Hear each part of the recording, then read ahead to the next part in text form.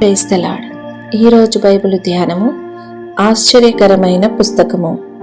యెహోవా గ్రంథమును పరిశీలించి చదువుకొనుడి. ఆ జంతువులలో ఏదియూ లేకయుండదు, దేని జతపక్షి దాని యొద్ద ఉండక మానదు.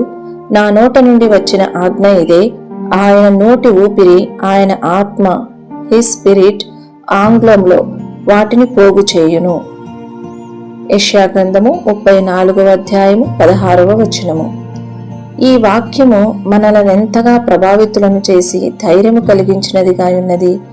లేఖనములు, దేవుని వాక్యము, బైబిల్ లేక పరిశుద్ధ గ్రంథము దేవుని ఆత్మ, పరిశుద్ధాత్మ ద్వారా సంగ్రహింపబడి సమకూర్చబడినవి.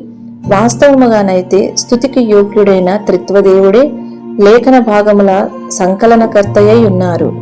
పైన చెప్పబడిన లేఖన భాగములో యెహోవా అనగా తండ్రి అయిన దేవుడు, నా నోట ఇచ్చట నా అనగా ప్రభు అయిన యేసుక్రీస్తును, ఆయన ఊపిరి, ఆయన ఆత్మ ఆంగ్లములో అనగా పరిశుద్ధ ఆత్మను చూపుచున్నది.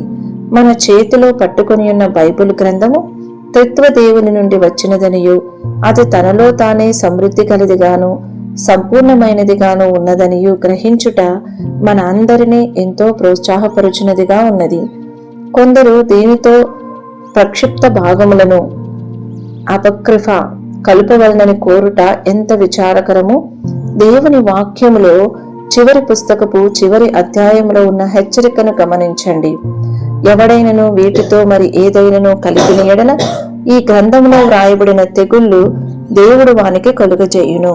ఎవడైనను ఈ ప్రవచన గ్రంథమందున్న వాక్యములలో ఏదైనను తీసివేసిన ఎడల దేవుడు ఈ గ్రంథంలో వ్రాయబడిన జీవ వృక్షములోను పరిశుద్ధ పట్టణములోను వానికి పాలు లేకుండా చెయ్యును. ప్రకటన గ్రంథము 22వ అధ్యాయము 18-19 వచనములు.